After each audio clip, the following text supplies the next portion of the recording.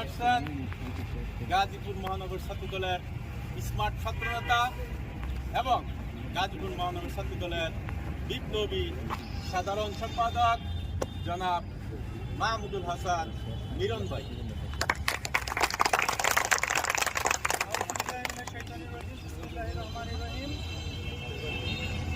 বাংলাদেশ জাতীয়তাবাদী ছাত্রদল গাজীপুর মহানগর শাখার অন্তর্গত ভাওয়াল বাবরি আলম কলেজের আয়োজনে আজকে এই পুনর্মিলন অনুষ্ঠানে যারা উপস্থিত হয়েছেন প্রত্যেককে পবিত্র ঈদ উল ফিতরের শুভেচ্ছা ও ঈদ মোবারক। ঈদ মোবারক। সংগ্রামী নেতৃবৃন্দ, আপনারা জানেন যিনি উদ্দির ক্ষমতা ছেড়ে জনগণের কাছে ক্ষমতা হস্তান্তর করেছিল আমাদের প্রয়াত শহীদ রাষ্ট্রপতি জিয়াউর রহমানের হাতে গলা যে সংগঠন, সেই সংগঠনই হচ্ছে বাংলাদেশ জাতীয়তাবাদী ছাত্রদল। এই সংগঠনের পরিচয়ে আমি আপনারা সবাই গর্বিত। প্রিয় নেতৃবৃন্দ, আমরা সেই নেত্রীর স্নেহধন্য সংগঠন, যেই নেত্রী তার বিগত সময়ে গণতন্ত্রের ক্ষেত্রে কখনো আপোষ করেননি। আমরা তাকে দেখেছি স্বৈরাচার বিরোধী আন্দোলন এবং যতবারই গণতন্ত্র একটা খাদের মুখে পড়েছে ততবারই উনি নিজে মাঠে থেকে নির্যাতন সহ্য করে সব সময় জনগণের পাশে এসে দাঁড়িয়েছেন। তিনি এই বৃদ্ধ বয়সেও কারাবরণ করেছে কিন্তু আপোষ করেননি।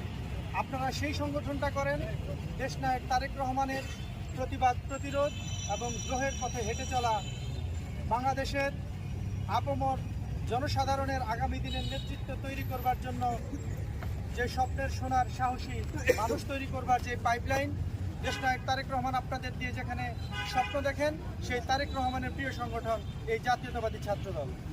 ঈদ পরবর্তী সময়ে আপনারা এখানে উপস্থিত হয়েছে। আপনারা দেখেছেন যেই স্বপ্ন নিয়ে এদেশের আপামর জনগণ একটি সরকারকে বসিয়েছে। আপনারা দেখেন এই সরকারটি আসার পর থেকে কিছু কিছু ব্যক্তি এই সরকারটাকে বারবার প্রশ্নের সম্মুখীন করে দিচ্ছে। আপনারা দেখেন একজন মুখ্য সমন্বয়ক, সে বারবার বলে এই দেশে সঠিক সংস্করণ না হওয়ার আগ পর্যন্ত নির্বাচন হবে না, মানুষের রক্তের উপর দিয়ে নাকি কোনো নির্বাচন হবে না। অথচ উনি রক্তের উপর দাঁড়িয়ে উনি বিয়ে করতে পারেন, উনি বাসর করতে পারেন, উনি দল গঠন করতে পারেন না। এই দেশে নির্বাচন ব্যবস্থা হচ্ছে সেই ব্যবস্থা, একটা নির্বাচন যখন হয়ে যায় তখন দেশে একটা স্থিতিশীল পরিবেশ তৈরি হয়। অবশ্যই নির্বাচনের বাইরে কোনো দেশ যদি গণতান্ত্রিকহীন অবস্থায় থাকে তাহলে বহিঃশত্রু এবং আমাদের অর্থনীতি বারবার মুখ থুবড়ে পড়বে, বিদেশি বিনিয়োগ এই দেশে হবে না। তাই নির্বাচনটা অত্যন্ত জরুরি। আপনারা আরেকটা বিষয় খেয়াল করবেন, যারা সংস্কার বলে চিল্লাচিল্লি করে, আপনারা দেখবেন আওয়ামী লীগ সরকার যখন ক্ষমতায় ছিল তখন আন্তর্জাতিক বিচারিক আদালতে সংগঠনকে বিচার করার একটা আইন তারা যুক্ত করেছিল ইন্টারন্যাশনাল অপরাধ ট্রাইব্যুনালে।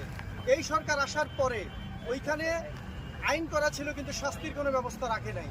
এই সরকার আসার পরে 10 বছরের একটা শাস্তির ব্যবস্থা এই সংবিধানের ভিতর ঢুকিয়ে দেয়। কিন্তু আপনারা দেখবেন এই উপদেষ্টা পরিষদের প্রথম ক্যাবিনেটেই এই আইনটাকে স্থগিত করা হয়। যদি আপনারা আওয়ামী লীগের বিচারই করতে চান তাহলে আপনারা এই আইনটা স্থগিত করলেন কেন? এই যে কালো আইন, যেটা আপনারা জানেন ডিজিটাল সিকিউরিটি অ্যাক্ট, এই ডিজিটাল সিকিউরিটি অ্যাক্ট আপনারা আসার পর কি এখন পর্যন্ত নিষিদ্ধ করেছেন? কেন করলেন না?